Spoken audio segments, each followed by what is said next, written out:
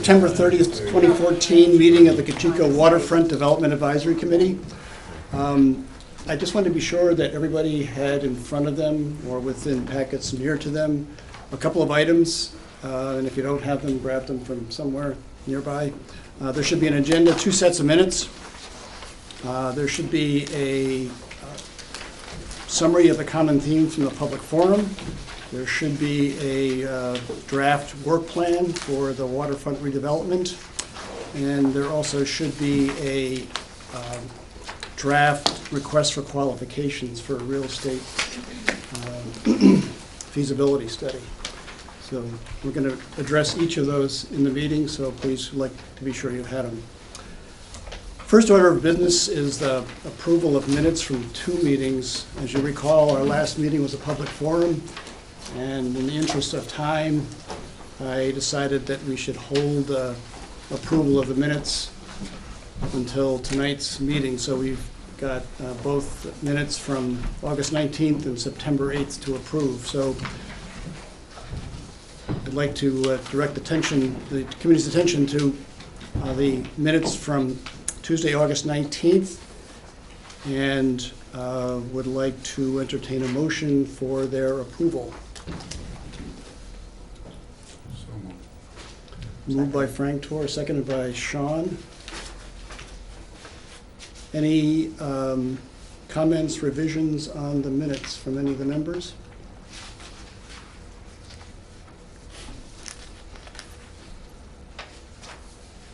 If not, I'd like to move that we vote to approve the minutes. So all those in favor of approving the minutes from the August 19th meeting, please indicate by saying aye. Aye. All those opposed? Abstaining? Motion carries. Minutes for September 8th. I'd like to entertain a motion for approval of the September 8th minutes. Move approval. Dana Lynch. Second. Jack Buckley, seconds. Comments, revisions on the September 8th minutes? Kim Schumann. I'm listed as being present twice. Ooh, boy, you're a special case.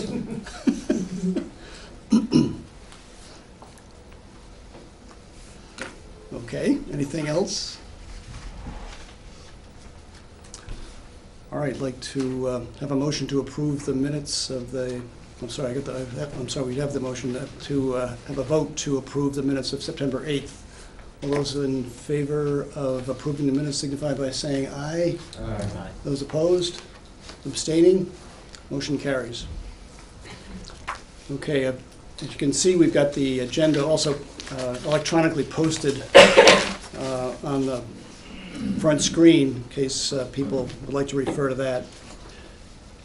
The third item on the agenda is Citizens Forum, and as I've said in the past, we've set this time aside for any member of the public to express their opinions or views on the work that the committee's doing or not doing, as the case may be. So I'd like to open the floor to anybody from the public who may want to address the committee. Mr. Chairman. Yes, sir. Ray Bardwell, Spur Road. I missed your 2 earlier meetings for public input, but I thought I would give a shot tonight. I'm glad to see it come back to the city's control as far as what to do with the valuable land down there. In my mind, I think we need some kind of a master plan as to where we're going, type of zoning and everything else. If the city is going to do any of the infrastructure work prior to selling it, I think that's important. There was some ideas floated there about duplexes and selling off house lots maybe to say I wanted to take and retire down there and buy a spot. There would be a architectural design for that area also, so it either follows the Milltown characteristic, which we have. One thing that does bother me is that if the city was going to be the developer, just to use that as a comment, I think that the private people that are already investing time and monies in the mills the city should not be in competition with them. I think we ought to support them so that they can get their projects done and not be a failure and not have that much competition. But I think we've got to sit back and really address what that project is, what its best use is for that land, because once it's zoned and planned, that's what it's going to be. And I don't think anybody in Dover should ever realize or think that that is going to be the magnet that Portsmouth is. We are not Portsmouth. We are on the water. We're very fortunate. But if you're a boater, you know that it's not a 5-minute ride down the Cocheco River to get down where the deep water is, and especially if you have a sailboat. So those are some things I think this committee and however this goes should be done. We need the demographics. Should it be done now? Should it be 5 years out or a 10-year out project? We shouldn't just jump in and do another stutter step. 10 years ago or more, Kerry Forbes told me the best way to develop that place would be to get a bunch of private developers together in Dover and to sell off parcels and let them do it with some kind of an architectural plan so that it's all compatible types of buildings. And maybe that's what we got to go back to. George McLaris used to have a conceptual plan down in his shop of what that was going to look like years ago. So those are some of my comments, but I just think let's sit back, take a breather, make sure we have a good master plan, who's going to do what and so forth, so we don't have to do a falter. Thank you. Thank you very much, Mr. Bardwell. Any other members of the public like to speak? Okay, thank you. I'd like to move to agenda item 4, changes to the agenda. One thing that is not on the agenda, it's an item in your packet that I'd like to add as item 7C, is the draft request for qualifications for a real estate market analysis. So with the committee's blessing, I'd like to include that in the meeting under item 7C. Any other changes to the agenda that people would like to make a request for? All right, correspondence. I think most of you may have received a cover letter and then an attached letter from Tony McManus. The attached letter, well, with the cover letter was a reference to a letter written previously by Mr. McManus in 2006 that was in response to a decision that was made by the Quiddick at that time. And I think I'm not going to read the letter into the minutes, but I would like to have them placed in the record in the file again. And I think the essence of the letter is that the waterfront should have a greater mixed use. There should be a sense that we go back to the original vision of the waterfront that he felt the plan at that point didn't address. There'd be more retail, and if we needed to expand residential, that we should consider moving to the Heights or the Bluff area. So I'll let you read that. I think it is particularly timely now that we're sort of reflecting back on where we have come from. So I don't know if there's any comments on the letter, but I'd like to place that on the file. That's the only correspondence I have, unless anybody else received something. Any old business to come before the committee? Okay, I'd like to jump to item number 7, and I'd like each of the committee members to refer to their packets. The first item is a discussion of the common themes from the public forum that we held on the 8th of September. Steve's going to put that up on the board, but I think each of the members should have a copy of that in their packet.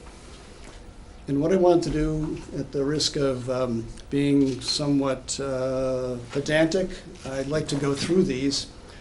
One of the things that we did in the past with this committee is we had a number of subcommittees, and that seemed to work out okay, but kind of got to be a little bit of a challenge trying to make sure that each of those subcommittees had agendas out and, were consistent with Chapter 91. So in order to, I mean, and we still may end up going to subcommittees if we think that's appropriate, but for the time being, I'd like to carry on as much of the business as possible, even though it may get kind of slow going in some instances, that we discuss these items, because in my opinion, I think that's the job the committee should be doing. And if it ends up kind of being like a workshop session rather than just sort of pure business, I think that's what we should be doing. So with that said, I'd like to go through each of these themes. Now, I can tell you what happened is that Chris Parker was at that meeting, and he took down all the notes, and you probably saw in the minutes, what the sense of the meeting was. So what he and Steve did after that, I asked him, can you distill some of those comments down into some common themes that seem to be consistent throughout the discussion that we had in the public forum. So what we've got here, about 9 or 10 items that I'd like to just read through each one of them, make sure that everybody is kind of on board with that.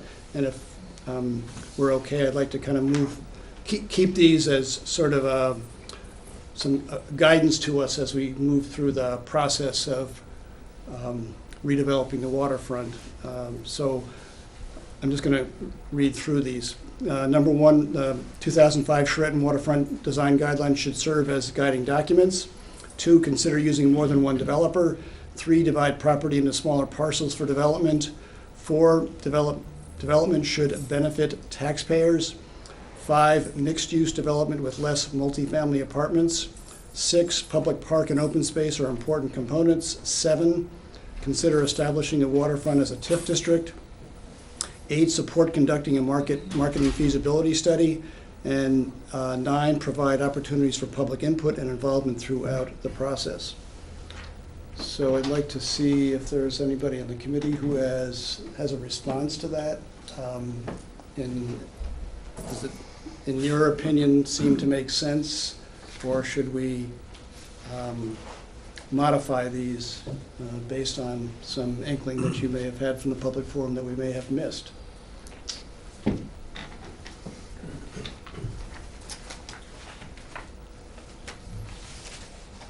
I'll throw out a couple of things. Okay, go for it. Number 4 says development should benefit taxpayers. I think that has been, if not the prime driving concern of this project from day one. It's been close to the top from the standpoint we wanted to take what was perceived to be useless city land or underutilized city land, probably a more appropriate way of putting it, and putting it back on the tax roll. So that's kind of always been the driving force behind this entire effort since the late 80s, at least. And I would also suggest that numbers 2 and 3 kind of go hand in hand. I would suggest that perhaps they could be combined in some fashion. Mm-hmm. The idea of dividing the property into smaller parcels would be so that we could, in fact, use more than one developer. So that would be a reasonable connection. Other than that, I think that I agree wholeheartedly with item number, I guess it's 6, that public park and open space are important components. They've always been really the backbone of all the themes that have been put forth by the public, is that there be public access to the waterfront. And they've always been carried through all of the charrettes, the 1994 charrette, 2005 charrette. So I agree wholeheartedly that that needs to stay at the forefront of the thought process as we move forward. And I think that's, and as far as providing opportunities for public input, obviously a very important aspect of it, and something that we've tried to adhere to, again, since the late 80s. So we'll continue that theme, and I think it's essential that we do that. Okay, thank you. Anyone else? So if I hear nothing, I'm just going to go quickly around to each member and, put your hand up if you're okay with what this is, or what we have here as a kind of a working document for public input. And also with the suggestion that Dana put forth about bringing number 2 and 3 together. Are So, you yes, suggesting Jim. that this is supposed to be our roadmap going forward? Uh, Or is this just a summary of the public comment? Good question. It's the summary of the public comment, but I hope it will inform us as one of the parts of the process, not the guiding document. I mean, I think there are many other parts of this that will become critical pieces in developing our either new vision or some sort of plan for the waterfront. So I think this is one, I want to recognize the public piece of that. I don't have a problem with that.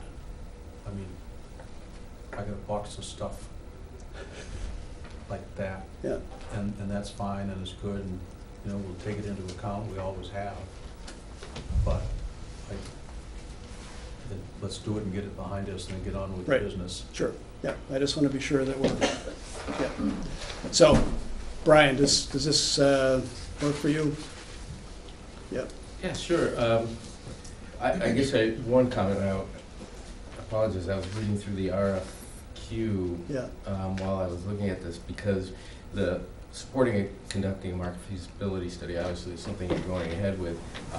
And I was just looking to see if in that RFQ, and I guess we'll discuss it, if there was some indication that whoever does this needs to consider the conditions that we have placed on a developer that are related to the land transfer, all of those, because any market feasibility study has to be evaluated within that context, because it obviously puts either more or fewer constraints on the development, and I don't think you can really evaluate the market and particularly the financials of it unless you consider those conditions.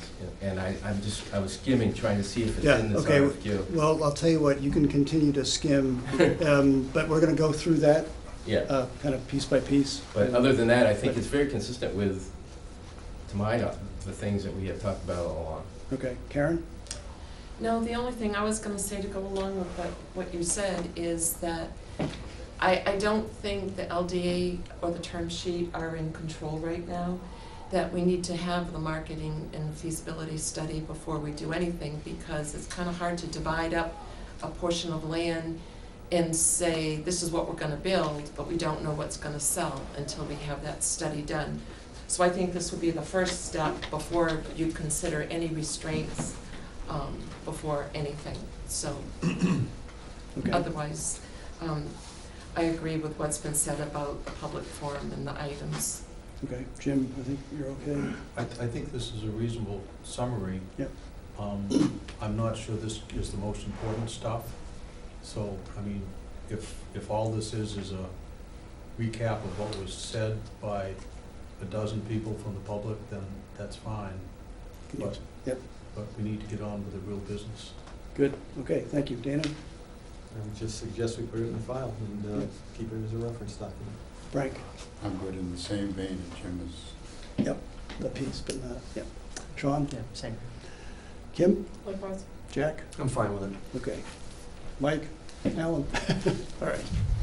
All right, thank you. Jack, the only Yeah. thing I would like to add is Sure. that the very first bullet, and I was just looking through the minutes just to confirm it, it was encouraging to see that the public that did come out, that they were reinforcing the fact that all the work that went into the charrette, the design guidelines, all of that is really what should continue to guide the process, and that shouldn't be thrown away, and it doesn't need to be recreated. So that was encouraging to see, so I just want to say that. Okay, great, thank you. Any other comments? Right, I'd like to move to the next item, which is a little bit more of the meat that I hoped that Jim was thinking about or looking for. When we sort of first started this exercise, essentially from scratch, or restarted, I should say, I thought to myself that it would be helpful to have a sort of a blueprint to work from as to how we were going to move forward with this process. And so I put together sort of a draft and then asked the staff to kind of take it over and fill in the blanks and add, subtract more to it. And So what's before you now is the result of that discussion and that documentation of this process. And I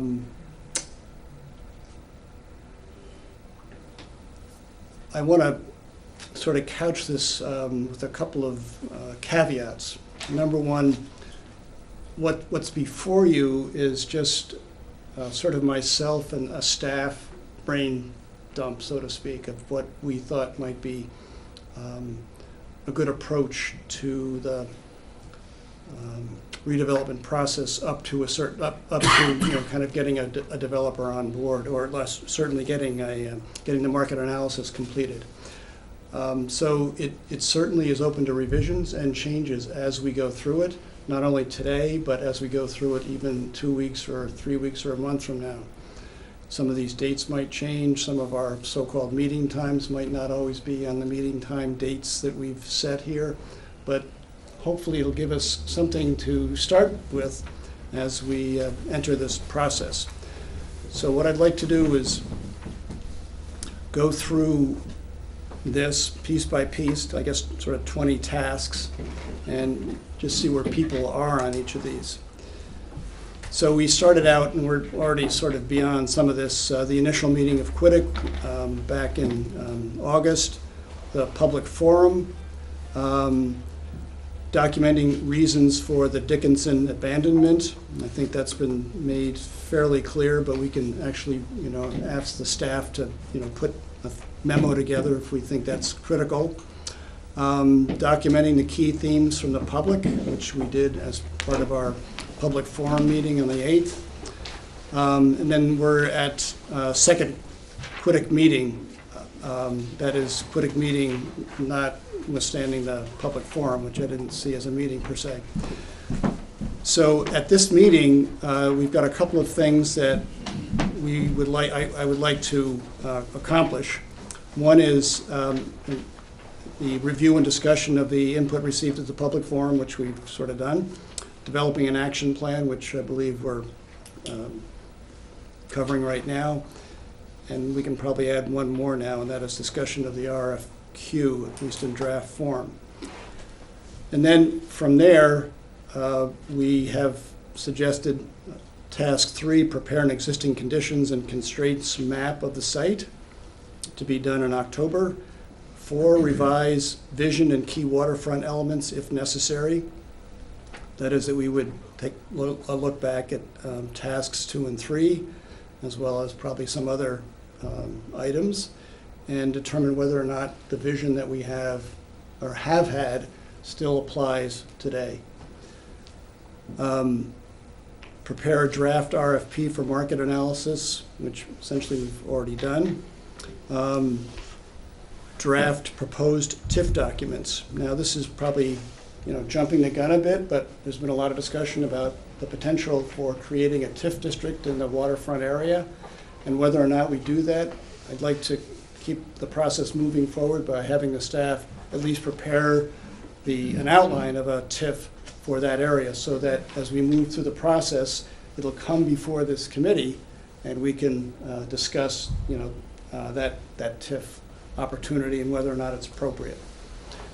Number 7, establish a work plan, schedule, and budget, which we sort of have a preliminary one right now, but probably finalizing it. And also look at pursuing brownfields assessment funding. We still have some brownfield issues there that need to be resolved. A lot of them have been resolved, but we still need further work on that. And then by the 20th of October, we'd have our next meeting, and we'd kind of go through all of the tasks, sort of 3 through 8, to see how we stack up and are making progress. So I'm just going to stop there and see if there's anybody who has a comment or a suggestion on the items and or the direction of what either we are going to do or we're going to have the staff do. I just had a question. Yep. In the documents that we received from Dickinson, in his package that he gave us after he left the project, Yep.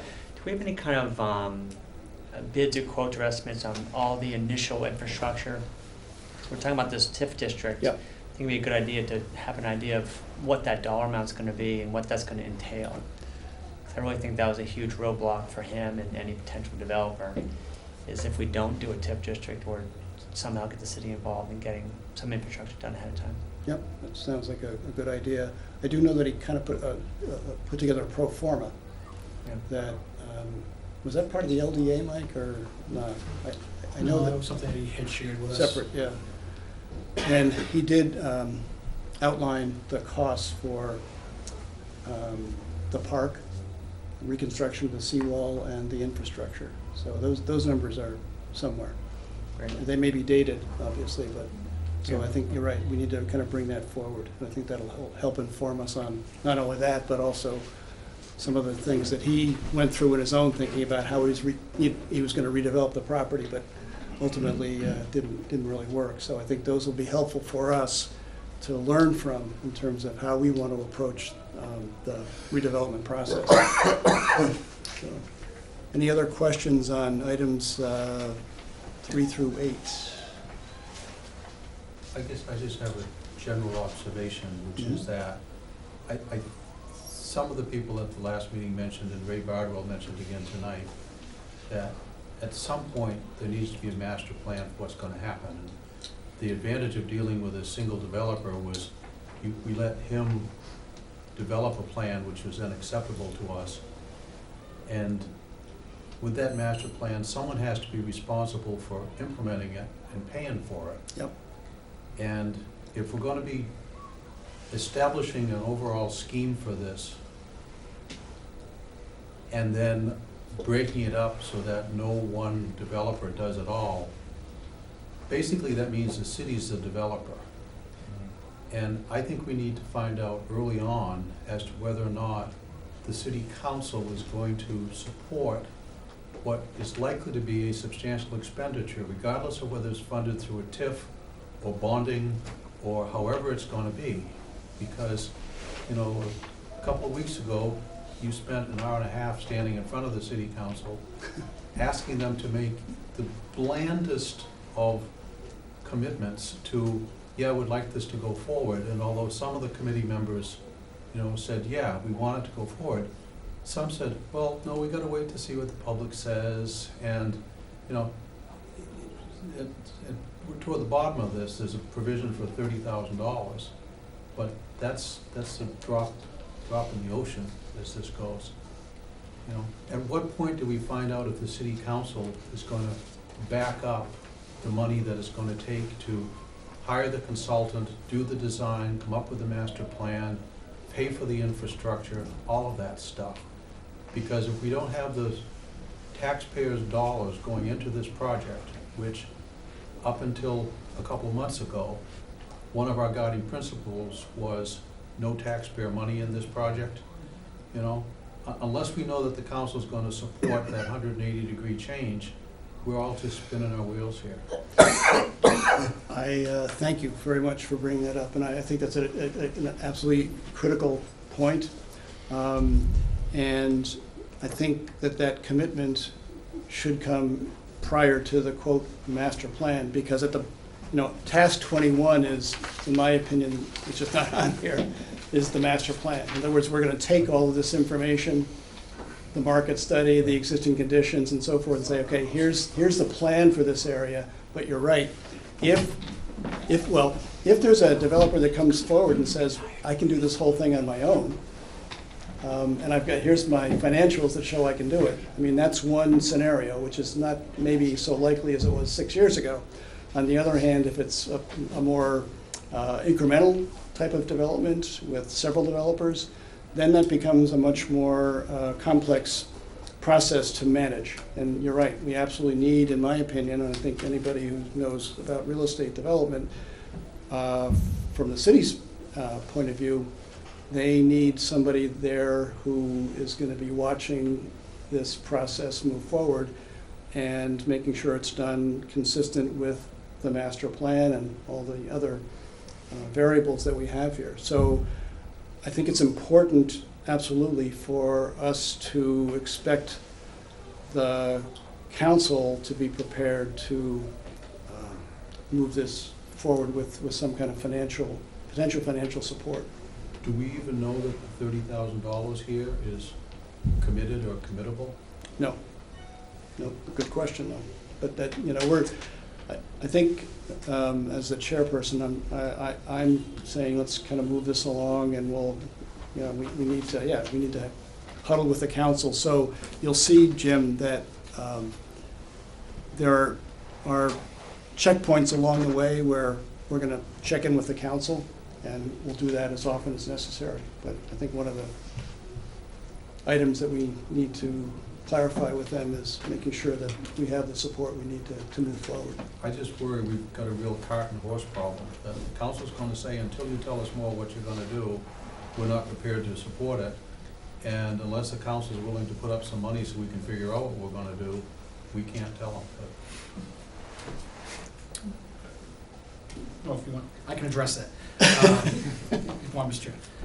There have been no formal votes by the council, but as a result of the chairman coming to the council and discussing with the council about next steps and directions, subsequent to that, we have had some informal discussions during some of the council's regular meetings about next steps. One of those was the need to proceed with putting together a marketing analysis to see exactly what is feasible down there, so we can know what our expectations should be and not what is unrealistic. And the general sense of the council, though there was no formal vote taken, was yes, we should proceed with putting that together and getting an RFP out and finding out what that involves and how much funding. There is no commitment for funding at this time, but depending on the pricing, that's something that we'll be bringing to the council to recommend. On the issue of TIFs and the need for approaching the waterfront development in a different way, where there is a participation by the community in the development of the waterfront, where in the past effort we put all of the onus on the developer and all these restrictions and directions. In recognition of that, and in hindsight, I think there's been an understanding, or at least there's the start of an understanding that the community needs to be a participant, a partner in this project. And so the discussion of a TIF was also, I think, broached with the council, and several of the councilors have urged that we proceed with developing the framework for a TIF down there. We have some work ongoing with that, as the chair alluded to as one of the steps here. As part of the process of getting that to the council, we want to bring that to Quiddick so you folks can obviously decide if this is what you think will work down there and what is needed, and then we'll bring it to the council for approval to put it in place. Again, no formal votes, but the general discussion that had been had with the council, there was generally support or an indication of support to proceed on those lines. Can I just add to that? I will say too that when you go around and we had our meetings, that there was definitely consensus on the TIF, on the market analysis and feasibility study, because it's kind of hard to bring something to the council and say this is what we want to do. Well, the next question is going to be, is it sellable or saleable? And that's where I think Mark Dickinson, he kept on changing his ideas, and everything morphed from one thing to something else. So, and then the TIF was definitely, I think the majority of the council at that point, if not all of them, said that this is exactly what a TIF district is: open, blighted, things that need to be worked on. So I don't want you to think that that we're not going to support you, because I can tell you that every single councilor wants to see that developed. But what are the circumstances? The only thing that's going to be coming before us, and we've had discussion here, we've had discussion at the city council, is under whose umbrella will this be? Will it be under the Dover Housing Authority, or would it be under DBTA? DBTA hasn't really made any formal votes or any understanding that they would do it, but DBTA has also had discussion that if it stays under the Dover Housing Authority, that they would like to have membership onto this committee. And then the question was, what would the process be of doing membership? But again, there was nobody wanted to just get rid of Quiddick completely. It would be a blending of the two boards. because DIBTA is for economic development. This is exactly what we want to do, but the goal is, not a goal, but we need to know under whose umbrella it's going to be. Is it going to be a blend of the both, blend of one? Is somebody going to have complete control over it and the council is going to give it up? To me, that's going to be a workshop that we're going to have to schedule and to have that open discussion, because there's too many unknowns that it should not affect Quiddick moving forward at this point at all. So does the council support the waterfront development? Absolutely.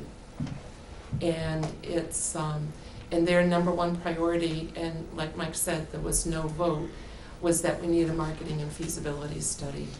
And that's why you see this, this draft brought forward, because we really need to know what we can do down there.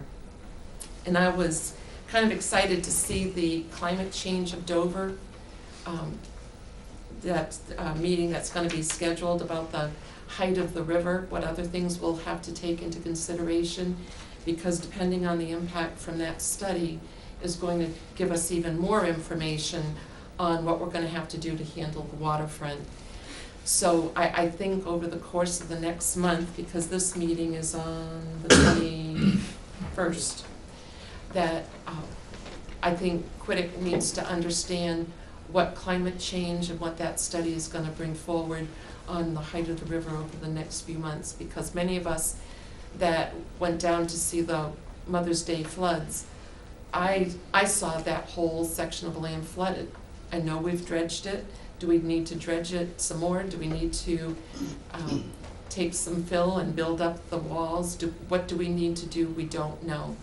And so I'm really anxious to see that study. But I just want you folks to know that I can tell you that every single counselor wants to see the waterfront developed. Thank you. Dana?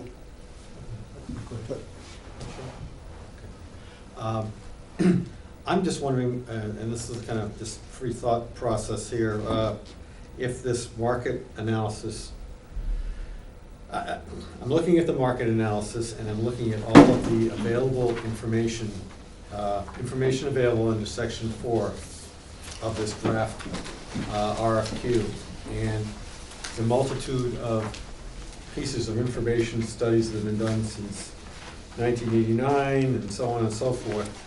I'm wondering if that information, coupled with item number 3 on this work plan that's before us, which is basically the existing conditions constraint map of the site. In other words, getting our arms wrapped around what we actually have for usable land, land that does not exceed 20% slopes, land that is not wetlands, land that is not in some way inhibited by environmental constraints, land that is not in the floodplain or somehow has to be supplemented so it isn't in the floodplain. Not only the floodplain is documented now, but the floodplain that may soon be adopted by FEMA.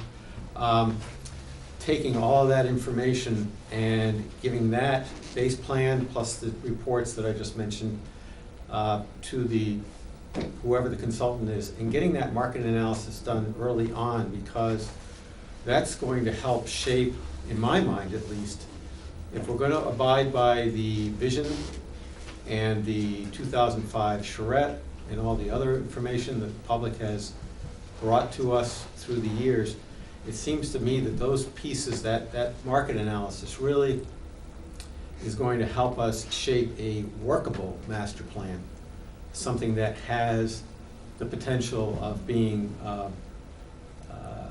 workable for private developers, whether it's 1, 2, or 10. And it allows us to shape a concept plan, a master plan, whatever you'd like to call it, which we can base our analysis of what kind of infrastructure we need, what the capacity of the infrastructure has to be, what should be available for a city park, what is available for housing, what is available for any business entities. So in other words, we have a better idea of what will work down there, and then we can market it as a master plan that not only meets the desires of the community, but actually has some potential of success. That's why the Okay. council wanted this done. And I'm just suggesting we Yeah. do it sooner than later. Yeah, so Dana, I think what I'm hearing from you is that when I look at the milestone targets for the market analysis in terms of sending out the RFQ, receiving them, selecting, getting them started, getting a draft, a final, should happen more quickly than what's on this schedule, if possible. If possible, Yeah, yes. okay. And I don't mean to oversimplify it, but I No. think that we have a lot of information and we can generate a base plan in fairly short order. And we should, get it out on the So, streets and you- get that you- process yeah, going. You don't want that kind of slowing down the process. So, Because I think that the whole master plan will follow that. yeah. Okay, thank you. I think that's a good point, and I think that's something that we can address with the staff and city council, because they're obviously gonna have to approve the expenditure of funds for this, so. Any other comments on the first part of this work plan? All right, after the third Quiddick meeting, we're gonna be looking at reviewing the existing additions plan, which was done in task 3, reaffirm the vision which we looked at in task 4. In other words, we're gonna, between now and the next meeting, kind of look at these, we'll send you out information, but at the next meeting, these are the tasks that I want us to sort of basically approve. So task 8 is present the work plan to the council, including a budget. Number 9, engage local developers. Number 10, send out the market analysis RFP. And if Dana has his way, we could do it maybe sooner than that if possible. Or at least earlier in October rather than later. Develop an updated environmental conditions and permitting process, task 11. Task 12, prepare waterfront redevelopment RFP. This would be a sort of draft request for proposal that would end up going out to developers, which may be somewhat premature, but we need to be thinking about that. If we want to keep the process moving forward, we get the market feasibility study whenever it is, January or February, and all of a sudden, oops, well, I guess you got to go out to RFP to developers, and then developing that and taking another 2 months before we do that. Maybe we could have a draft that we're working on in parallel with the market analysis. Yes. Isn't this RFP the request for proposal from the consultant whose qualifications? Oh, I'm sorry. You're right. Yep. Yep. Because until we get that back, we really can't ask developers.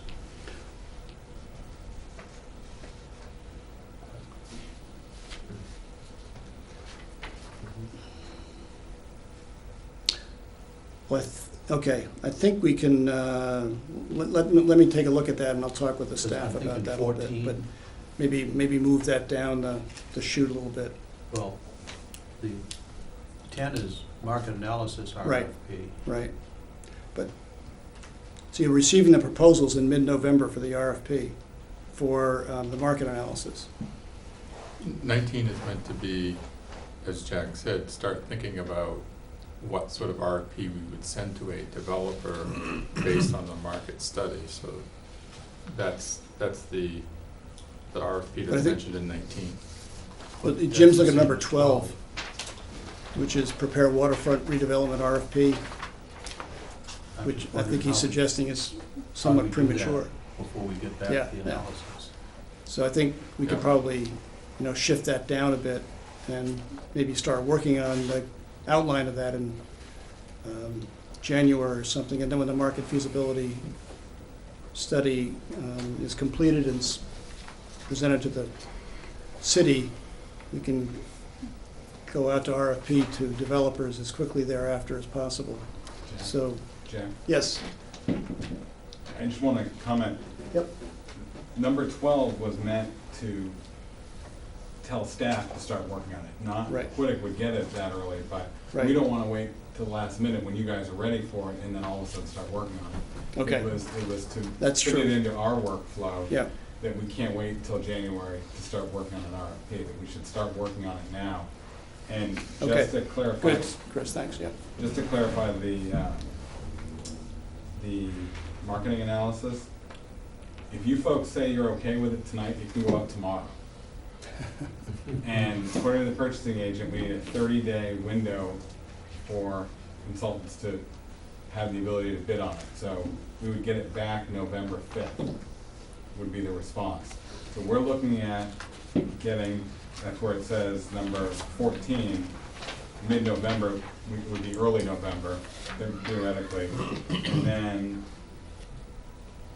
giving Quiddick the time to review the responses, look at them, and then go to the council December 10, which is, we looked at regular council meetings to help identify when we could get on agendas. Go on the December 10th meeting, and then realizing that there are 3 holidays in December, January, we wanted to give time to get our consultant to do proper work, which is how we laid out the timelines. Chris, 4 weeks a year was the minimum amount required. Right, right. When I said a 30-day timeline, the purchasing agent said, well, how about 6 weeks or 8 weeks? And we said, no, we need to have some turnaround on this. So Dan's right. The 4 weeks was a minimum turnaround that they would advise. Okay, well, we can have a discussion about that. So to get back to Jim's point, just to clarify number 12, that was, when you look at the matrix, Quiddick doesn't act on that until later. That's just a staff start thinking about this and pulling together information. So, Same- but that's a good point. Same for 19. Sorry. Yeah, right. Yeah, 19, we haven't brought the RFP to you until January. And the master plan, we changed the title here, but it's, if you look, it's under the 4th meeting, update 2005 charrette concept plan. We used concept plan instead of master plan to go with an overall plan. We didn't want to confuse people with land use master plan versus development plan. So Chris, are you suggesting that that item, under the 4th Quiddick meeting, would be updating the charrette concept plan based on key themes, et cetera?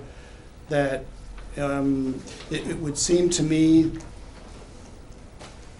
are you talking about like a single sheet of paper? Basically, it says this is the plan, we're gonna put residential here, or whatever we're gonna do. That's something to be discussed. Yeah. And one thing that I think needs to be clear too is, we just tried to get us through the new year. Yep. So just because it doesn't appear on here doesn't mean that it's not thought after. I think you would take the update 2005 charrette concept plan, and you would have that again in a 5th or 6th meeting once you get the market analysis in and see how you further. But we didn't want to wait till the end to have you guys have something to act on. Yep. We wanted to, Jack, your guide to staff was keep us moving. You don't want to be sitting around. So That's we right. tried to keep up with your pace. Well done, Chris. Except you just pointed that out, so it's almost. And next time yeah, okay, so we're good with that. So if, kind of moving along on that sort of pace, let's just go back to 14. So we'd received the proposals from the market analysis in mid-November, and then at the 4th Quiddick meeting, which would be mid-November, we would select a consultant, the market analysis consultant, and sort of do I don't think a final master plan, but certainly begin to look at the pieces of a concept plan, updating the 2005 plan. So you're on the 4th Quiddick meeting? Yep. Because this now has the key themes that we identified earlier. Yep. As not being just something we say thank you for, but that's actually the guiding document that we're supposed to be following now. Right. Which is, I'm not sure that's what I was voting on the first time around. I mean, I didn't understand that those key themes from the dozen people that spoke is now supposed to be the basis upon which we prepare our, stuff going forward. Good, Because I okay, think there's yeah. a lot more involved in it than just that. Yeah, so maybe the way to say that is based in part on key themes from task 2, as well as this mountain of other information that we have, including the charrette itself, and all of that data. Yeah, and as a critical part of that, some understanding as to what the governing body's commitment to this process is, in terms of authorizing staff time, in terms of authorizing money, all of that stuff. Okay, so you're talking about a plan that's not only a physical plan, but a management plan. Is that right? I don't, my view of that was it was sort of a physical plan for the waterfront. Okay, And then, that may be different, but, I mean, not that we don't need a are we in a management position plan. to do that before we hear back as to, I mean, we all know what's desirable here. That's in those 9 or however many number of key themes. What we're trying to find out is what's possible. So, I think that this updating the 2005 charrette is not, that's kind of a way station on the way to a bigger plan. So it's sort of like catching our breath and putting all the information together that we have at that moment. And there may be some things in the 2005 charrette that just aren't, like build a bridge across the river. That's been done, so why keep that in there, unless you want to build another one? but we had one. We'd have to go to Alaska to get that money. But, so, I don't see that's the sort of final plan, more of a milestone. Jack? Yep. Just a quick question. Would you entertain a couple of questions from somebody in the audience that would like to address? Sure. Thank you. Chad Caggiulari, Dover Neck Road, Dover. Sorry I got here a little bit late, so I just missed the public forum part of it, but I think this information that's being presented now would have prompted a lot more questions during that forum. A couple of them that I have. I'm hearing a lot of conversation about, we've got to get a market analysis done to find out what's feasible down there. At the same time, we're having a conversation about we're going to follow the 2005 or 2008 charrette, whichever one it is, and that's what we want built. Well, are we going to let the market analysis, which might say the only thing that's going to work here is high-rise residential, dictate where the project goes, or are we going to put some restrictions and instructions into the RFP that goes out to the bidders for the market analysis so that they can have a better understanding about, we're going to have this type of a park, we're going to have, certain type of infrastructure, and there's a whole list of questions and criteria that they would have to assess. There's no way they can determine the feasibility without understanding what some of the underlying costs might be or what the end product is going to be. If you're not going to allow, like some of the public comment, we don't want much multifamily housing. If we're only going to allow 100 apartments down there and the rest of it has to be boutique retail or single-family houses, then that analysis is going to show one thing. If you're going to allow a Dickinson-type project, that analysis is going to show something different. So unless you're going to let the market analysis dictate the scheme of the development, you've got to put some restrictions on early on so that he is assessing a project that the city's likely to accept. I think that's a real important distinction. So you need to ask the question, this is what we like to do, is it possible that we can do that? Yes, for example, Karen made note of the climate change and how that might affect river water. Now, we're building for the next 300 years of Dover. Does that mean that the whole site has to be brought up 4 feet? That would be a good point for a developer to understand, because if that costs $3 million to do that, that's going to show up somewhere in his cost. So how is a guy supposed to provide a reasonable analysis of the feasibility of the project without having an understanding of what's being built or what's proposed to be built? I think you're putting the cart before the horse by saying, let's do a market analysis without really understanding the market or the cost.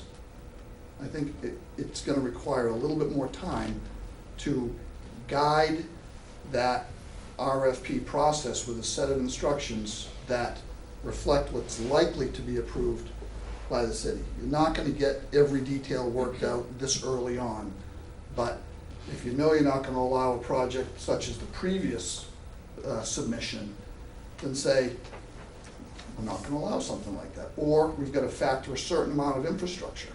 I just think we're going down the wrong road real early in this journey without giving that first study some pretty clear instruction. Okay, thank you. Thank you for allowing me to. I don't think that the committee intends to have the 2005 charrette be the controlling document per se. I think that's a basis from which we're starting, but I think we're all aware that the market is going to play an important role in what actually is going to get built down there. So I think I speak for the committee when, and this task list is not finished. So, this kind of final master plan is not necessarily going to, it will reflect what the market analysis and feasibility study tell us.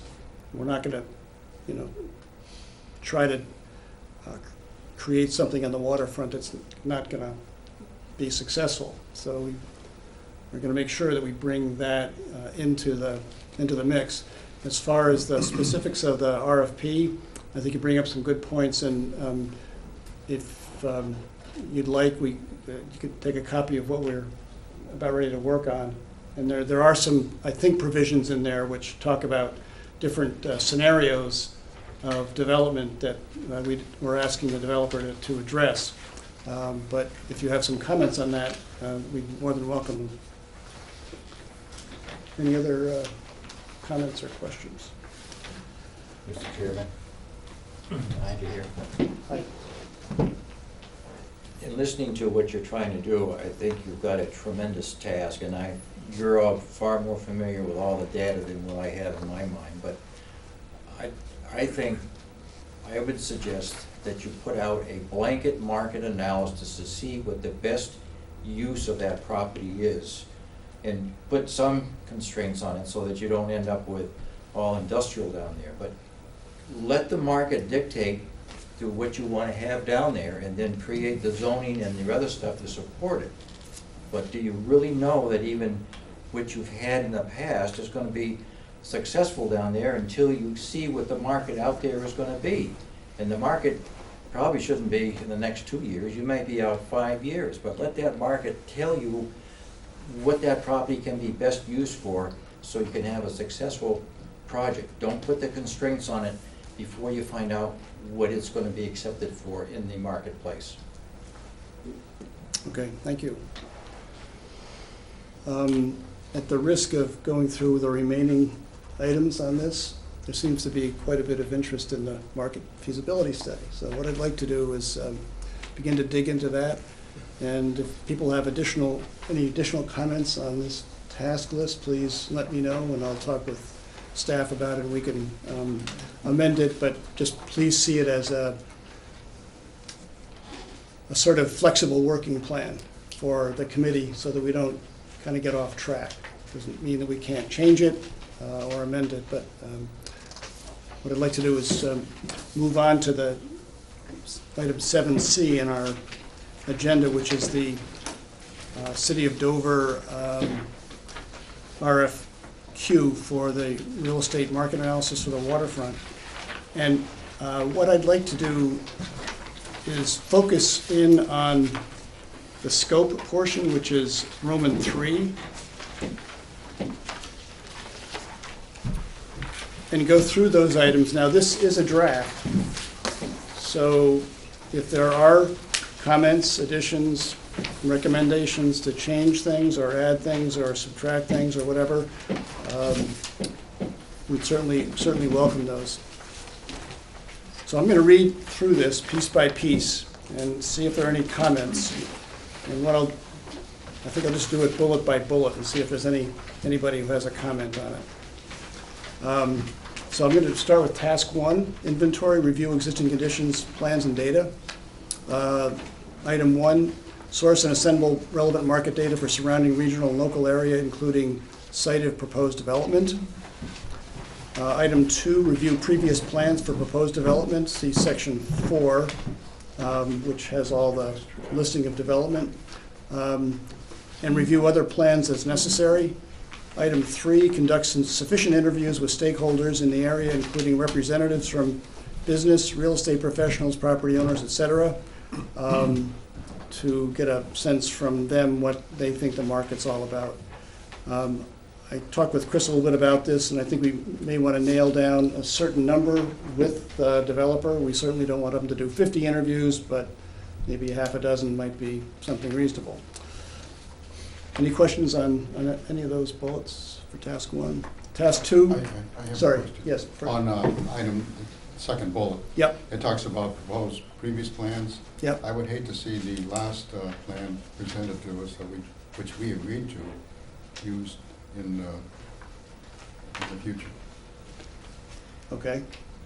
The last Dickinson plan, which, Mr. Chair, that was a question that I had, and I think going back to the original intent of the 2005 charrette, the design guidelines and the original RFP submittals, I was thinking that we would present the earlier versions. There's the charrette, which is the overall concept of what we went down there, and here's an example of what was envisioned at that time, and show them that as a potential development plan, which was a series of mixed-use buildings in different shapes and configurations. And give, so that plants a picture in their mind of what they're looking at to see if the market is there for that or something similar. Okay. Yeah, thank you, Frank. That's a good point. Is that what the committee? that makes me Yeah. very much comfortable.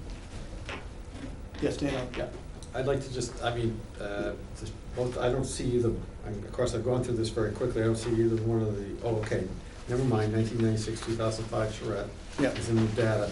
Also, probably one of the bullet items under task 1 under inventory would be the constraint map that we're gonna develop in the next 21 days. Okay. Would you repeat that? Just add under task 1 an additional bullet to review the site constraint map that we're gonna develop over the next 3 weeks. One that shows topography, wetlands. Floodplains and so on. Okay. Yes, Frank? I guess in that vein, one of the proposals by Dickinson was to take the bluff down. Yep. How do you integrate that into this back, or do you integrate? I think we can certainly integrate it in. See how the developer responds to that. I think we should do that. Changes the whole topographical Sure. approach of it all. Yeah. And also, Jack, what was that last answer? I'm sorry, we can hear. my last answer, that the bluff area would be incorporated into the study. Yeah. And I think what, I'll let Chris talk here, but as part of this, we're going to define this, if this 30-acre, more plus or minus, it's probably going to be less than that, but piece of, what we really want the developer to look at. That'll be part of this.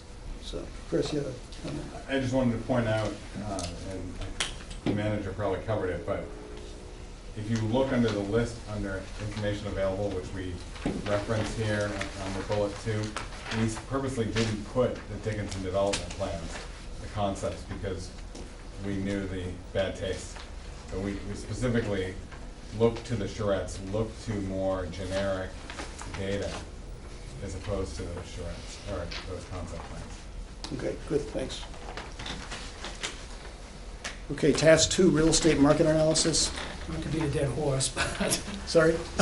It's okay, we get a lot of those around here. Is the committee's desire for us to include the original Dickinson schematic as part of the submittals, or not? I'd say not. Okay. That's just me personally. We have a sense of the committee on that? Don't include it. So I'll just quickly raise your hands. The question is yes or no, basically. Do we include Dickinson or don't we include Dickinson? So The early Dickinson. the early Dickinson, even like the 2008 plan, I guess, One of the basically original. 2006 plan. Original iterations of this concept. Yeah. Even then, okay. Yes or no? The flat It's- iron building and all those things. So, Brian, No. Karen, No, Jim, I'd let them look at it. okay, Dana? I don't think any of the privately developed information is necessary. But it's public. Well, I mean, he well, could, I mean, it's but on, it was on the website, generated but anyway, by- yeah, No. Frank, no. No. Kim? I don't think it's necessary. First plan only, I think there was some positive elements of that plan that I think we should make available. We should, say it again, Jack. I think we should make that first plan that Mike alluded to, make that available. That's the only one. Okay, so we've got kind of a mixed reaction here. I guess here's my sense of it. I don't think we should include it in the list here necessarily, Right. but say it's available, and if they want to go on, I think it's still online, Steve? Yeah. Yeah, it's public information, so if he wants to go look at it, let him go look at it. Thank you. Okay. Task 2, real estate market analysis. Conduct real estate market analysis of rental rates, inventory space, buildings under construction, vacancy, net absorption, and other factors to determine market conditions for developing office, retail, hotel, apartment, condominium, and other desired mix of uses in the micro waterfront area. And I assume, Chris, that's going to be defined in on the map or something? Yes. And adjacent macro downtown area.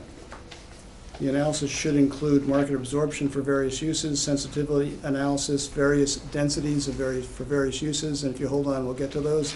I think, anyway, at least the last one I saw, it was there. Market pricing strategies that would yield greatest success, et cetera. And bullet 4, market sustainability, in other words, sustained demand for various uses. Questions on that bullet? Comments? Okay. Item 2. I don't expect everybody to understand all of this stuff, but for those of you who do, please let us know what you think. The first one, is there any potential interest in like high-tech companies down there? Someone who wants to develop part of the land as a campus? Or, I mean, maybe that fits under office, but maybe it's something else. I assume it would be office. Yeah. Schulte Law wants to move down there. Go for it. Yeah, but, He's not a high-tech. but, how about Tom Clark Biotech? Wants a view of the river for his high-priced engineers. Where does that fit in? So, Yeah, we can add high tech to clarify, but we looked at it. I didn't want to start having to say what types of office, but we got into differentiating it. or just other suggested, I mean, so. etc. Yeah, and I mean, it does says and/or other desired mix of uses, so I think it could be, yeah. Thank you. Any questions, other questions on primary bullet 1 under task 2? The one Okay. thing that it doesn't ask for, which I assume the committee is on board with, is not industry. It's not an industrial site, we're not looking for industry per se. It doesn't preclude an office, high-tech office, that type of clean type of building facility, but something where there's probably gonna be manufacturing and loads of tractor-trailer trucks and stuff coming in and off the waterfront. My sense is that that's not what was envisioned down there. Well, the first time Dover Housing Authority handled redevelopment here in the 70s, it took all the tanneries out, so I'm thinking we don't want them to put them back, so. I was thinking canneries though. Well, fish from the river. With all that cadmium, yeah. Eels. Okay, item, bullet 2, sorry. Identify major economic opportunities for the local area, drivers of the economy, major opportunities for growth and new investment, and other real estate topics as needed, to include identification of competitive properties, proximity to state highways, et cetera, et cetera. Questions on bullet 2?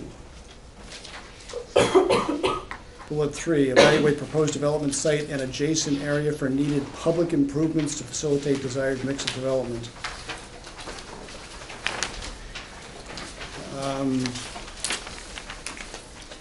That'd be the bluffs, Jack? Sorry, Would that be the bluffs we're talking about right there? Possibly. hold on, just let me read that again. Evaluate proposed development site and adjacent area for needed public improvements to facilitate desired. Chris, do you want to expand a little bit on what you envisioned there? Or we're talking about, water, sewer, I was thinking streets? both direct access, but also the bluffs, Okay, that sort of improvement that can be made to the site. It also, in my mind, would include Chad's comment about if we need to raise up the site level, those sorts of improvements would need to be included. okay. Questions on that? We can clarify that. Help. Maybe such as or something, I don't know, just so it's a little bit clearer. Does the area of the dredge site work into this at all? Is any of that area reusable? It is parking is the main issue, main need, or main I mean, 'cause use. we had described a specific parcel to go to him, but do we still want to limit it to that? This, There the way is this a- was worded, it was also to include McGlarry's, the Okay. 30 acres, which includes the bluff, and anything that needs to be done there, but also look at McGlarry's Park, across the water, are the things that should be done for infrastructure over there. And of course, parking is part of the infrastructure. Yeah, I was wondering about across the river and whether the TIF would ever include across the river to bring that whole area up, but It could. I think that's a good recommendation, for sure. I think yeah. Okay, other questions on bullet 3? Bullet 4, analyze existing and potential economic development incentives that can be tailored for use on the proposed development site and adjacent area. Let me think of it.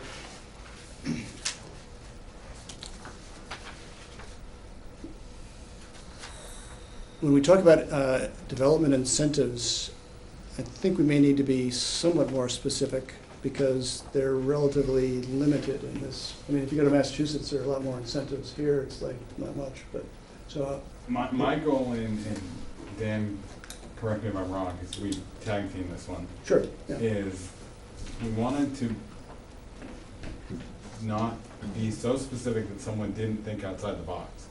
So a consultant comes in, sees this, and comes to us and says, have you ever thought about doing X? We didn't want someone to say, well, it was on your list. So, no, we didn't think about X. We want someone to come in and say, look, you guys haven't done this before.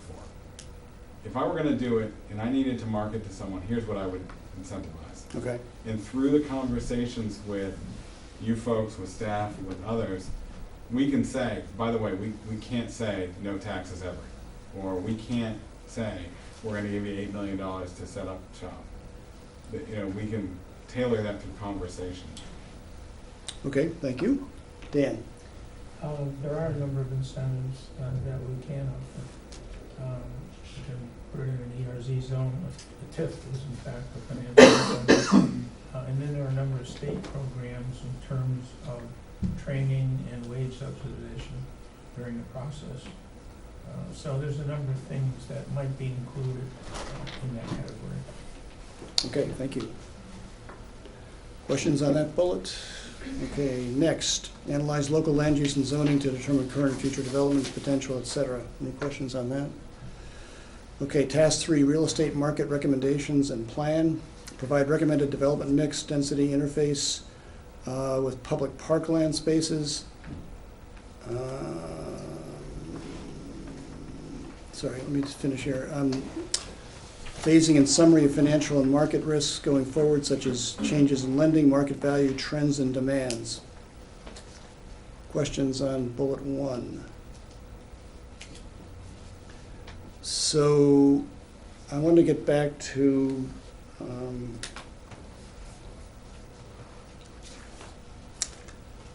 at one point in our discussion, there was sort of a couple of scenarios suggested, of how, I think one of the things the committee is going to have to come to grips with, and the city is going to have to come to grips with, how much of that area is going to be a park. And that's going to have a huge effect on what the rest of the site will be, or how it will be redeveloped.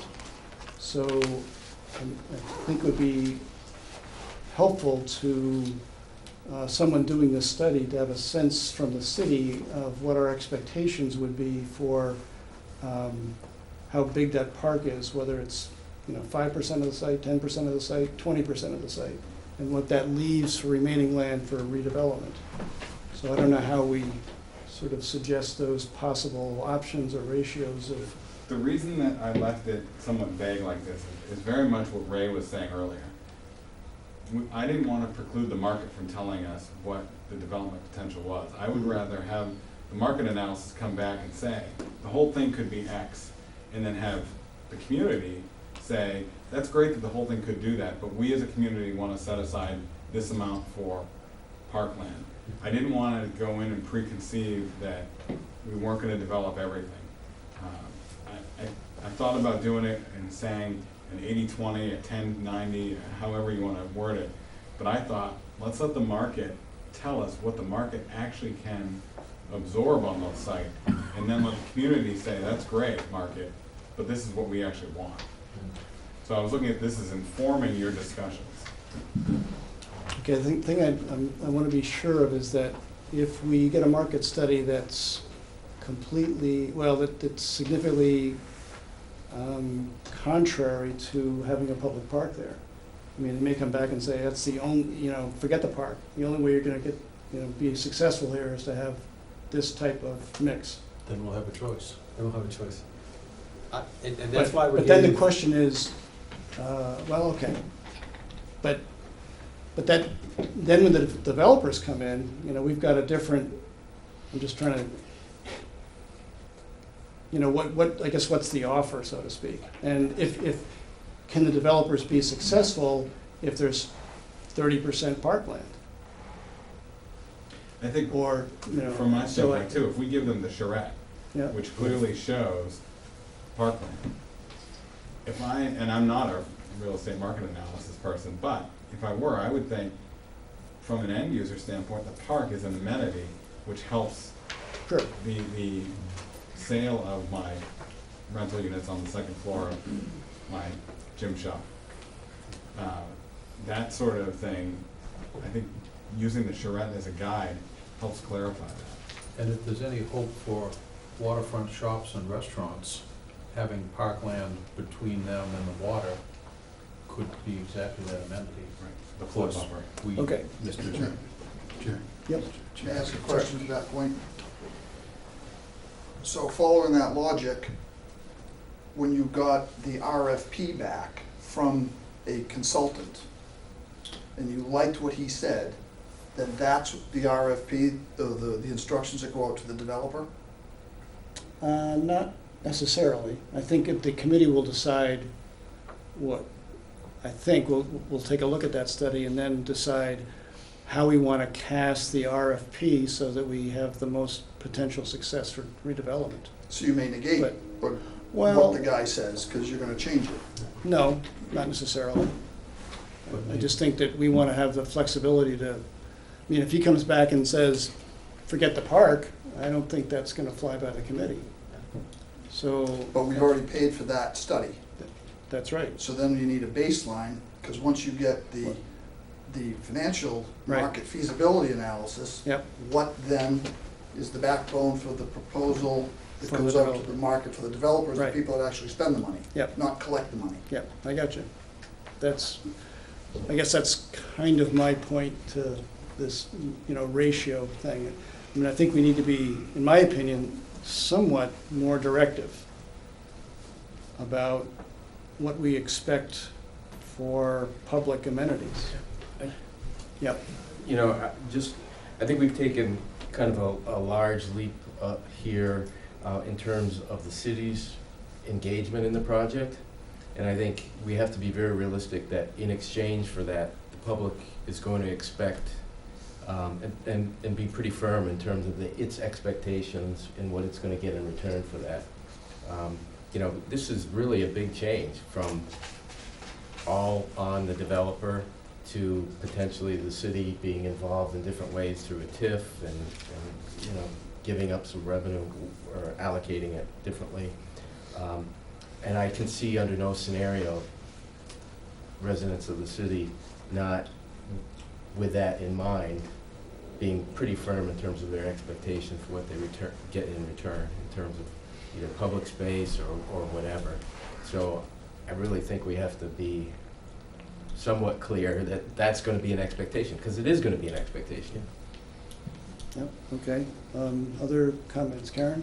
Is there a way to include in this, that, I mean, I think every single person that I've heard from has said there's got to be a connection of the walkway up through McClaris Park.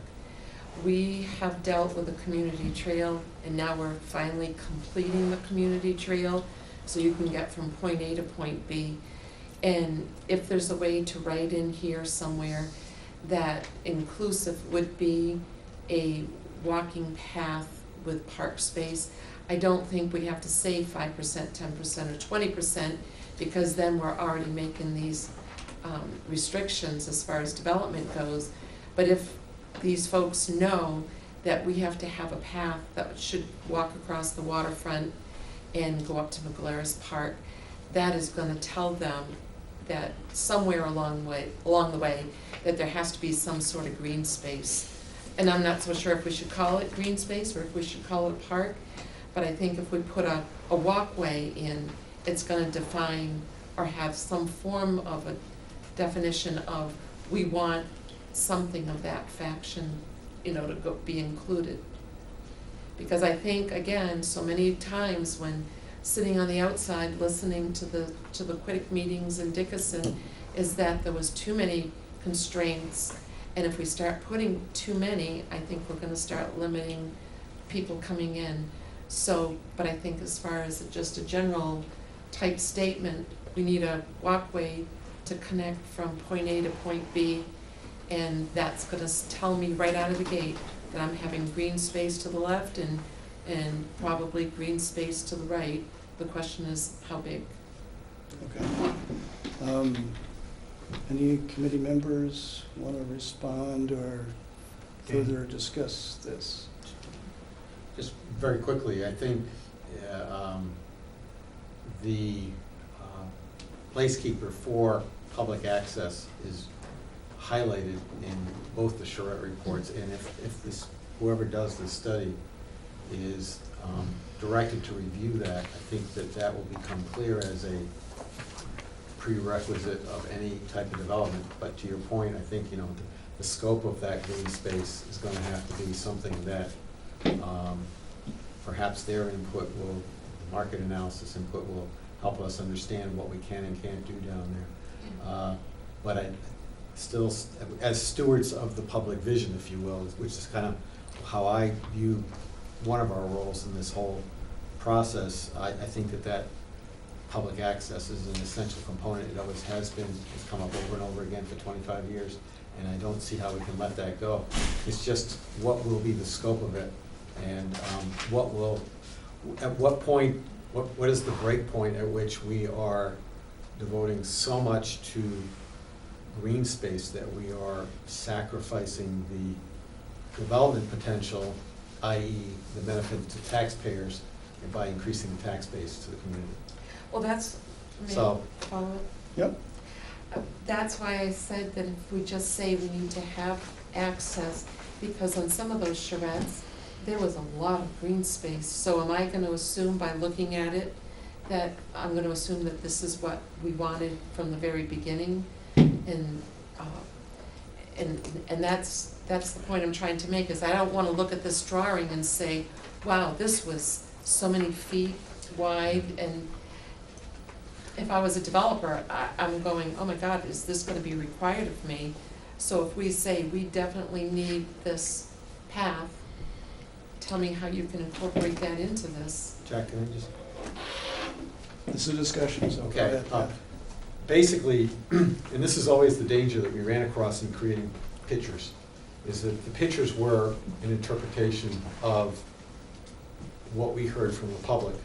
And there were no, it should never have been drawn into the pictures that we were specifying a width or specifying an area for green space. We were merely taking the words from the report, the words being that public access be afforded along the riverfront. The words were the important thing, and creating one person's, or in this case, 10-person idea of what that might be. And so the pictures are maybe too much weight is put into the pictures, and not enough weight is put into the words in the document. And so that's something that we need to be clear on as we move forward. Let me just interject. I don't want to, this is, I know we're talking a lot about this, but I think this is a very, very important issue. And you know, we have a balancing act here to try to figure out, you know, how much public space we believe is appropriate, given what we've heard from the public and what we believe that vision is, and what the reality of the market is. Now, we might not be able to say today it's going to be X percent or 50, you know, whatever percent it is. But I think there needs to be a signal, to the extent that we can make it, that the consultant who may undertake the study has got to recognize that there's a pretty strong public sentiment to have some sort of public green space along that waterfront. And so that's just my view on that. Now, there are a couple of people from the public who would like to speak, and I don't want to you know, get too diverted into a lot of public discussion, because I think it's a committee responsibility to deal with this, but we welcome your opinions. So, I'm sorry, actually Beth was first, so if you don't mind, Catherine, you're second, but she had her hand up way long. Hi, my name is Beth Fisher. I live on 24 Rutland Street in Dover.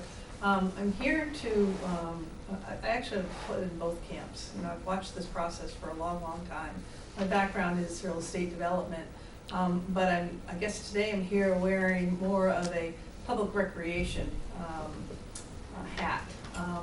There's one topic of public access and a walking path, but what I certainly hope is going to happen is true public access to the river, to enjoy the river, whether it's you want to swim in it, or you want to row in it, or you want to paddle sports, or you want to take a motorboat down that river. And depending on how involved that gets, it could eat up some space that you may think is better used for storefronts, that boutiques that sell different items and those kinds of things. What I heard when I came to this first meeting, and I've heard as I've watched this process, is that the public access is really recreational space, it's access to the river, and to not squander that away in the, for those who can afford to live down there, but leave that area open for activities. Because as our city develops, we're starting to see it already. Things become more and more compact, and so this is the last piece of open space that we have. Having said that, I also know that there's a financial feasibility that has to be met, but there is a lot of upland available that could be used to generate the dollars that you need. Maybe it will not give that individual a water view, okay, but maybe that's okay. A lot of us who live in this community don't have a water view, but we still want access to the river. So I would encourage that you leave the space along the riverfront for public use as an amenity to whatever's done for the real estate development that's on the back section of it. And maybe relook at you know, McGlarus Park and some of the other places.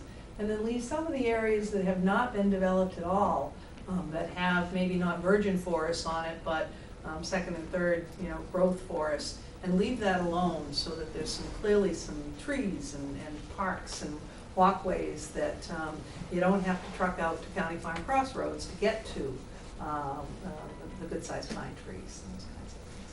So that's my thought. Okay, thank you. Not just public access, it's water access. Okay, yep. Catherine. So I respect that we've kind of honed into a design tangent here. You know, I was there when DIBIDA took the formal vote to become involved, and there were also discussions that lent to this type of suggestive path of technology companies, as earlier mentioned by Attorney Schulte, and things like blowing down the bluff, building up the base, has already been suggested.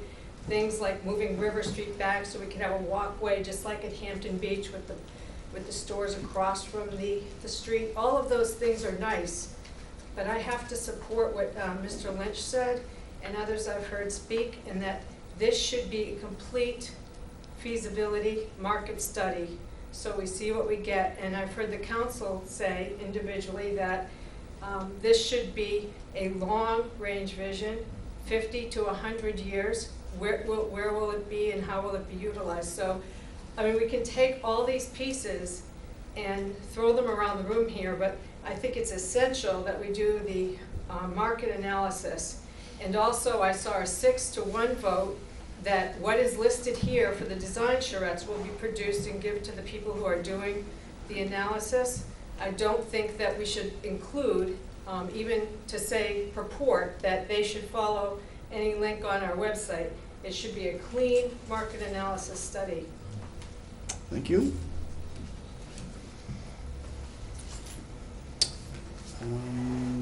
Art.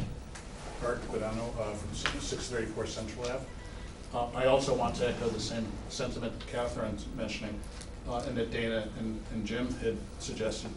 Keep the market study to look at your options. Keep it open rather than setting limits to start with. See what it comes back with so that you have choices of what you may or may not do. When we talk about the public desire for open waterfront, well, we have a park on the waterfront right now that is maybe a little bit underutilized. There are parks throughout the world and waterfront developments, Riverwalk in San Antonio. Downtown Portsmouth has been creating its Riverwalk that are teeming with people, more so than just open green space. So there's a lot of variety and choices that can be made along the way. Let the market analysis show some options and then make some decisions at that point. Okay, thank you. Any other discussion on this? So if I read based on comments, but I welcome others, this on bullet 1, the task 3, real estate market recommendations and plan, provide recommended development mix, et cetera, is going to be left as is. Is that what I'm hearing? Okay. Bullet number 2, provide a list of infrastructure items the city could implement that would yield the greatest degree of success for the developer, i.e. installation of streets, et cetera. I think that's pretty straightforward. Item 3, or bullet 3, identify strategies and recommend action plan for achieving viable mixture of uses for proposed development site and adjacent area given current and anticipated future real estate market conditions. Questions on bullet 3? Bullet 4, identify resources for sourcing development partners interested in and capable of pursuing viable development opportunities for the proposed development site and adjacent area. Questions, comments on bullet 4? Okay. Task 4, final report and presentations. I don't think we need to go through that. It's fairly straightforward. So,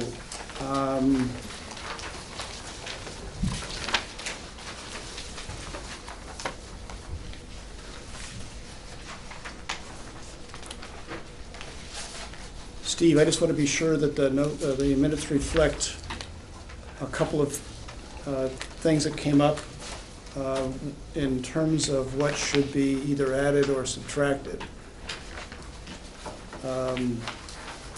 Actually, I think there's only one item, and that's the addition of the constraints map in task 1.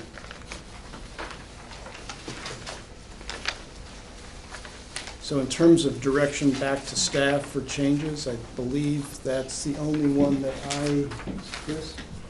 On bullet number 3 for task 2, Yep. I added to add examples of what the public improvements might be, such as removal of the bluffs, changes to the dredge cell area, etc.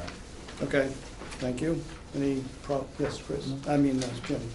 On task 2, we've got under common themes, public access.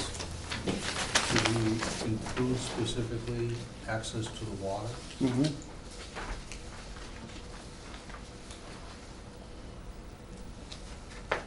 Under public park and open space are important components.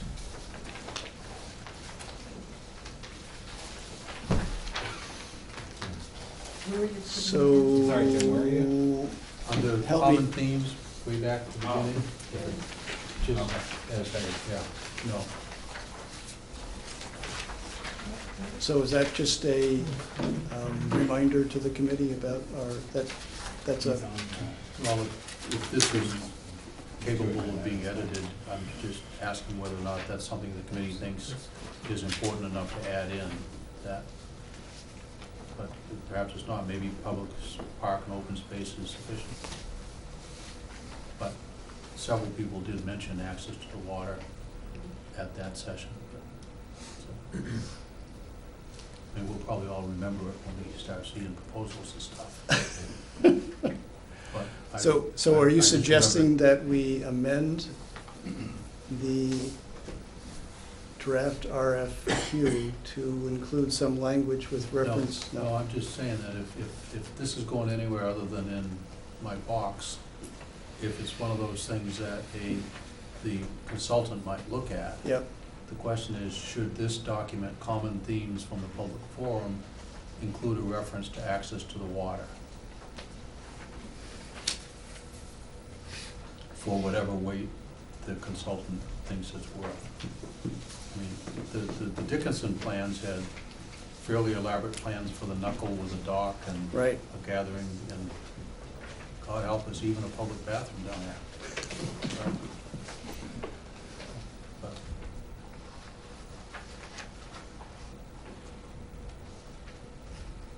So help me out here. So are you suggesting that we want to amend this list to add waterfront access and make that known to the prospective consultant? I'm suggesting that was a concern raised by the public, Mm-hmm, that I'm suggesting it be added here. okay. I won't be offended if the committee thinks it's too specific.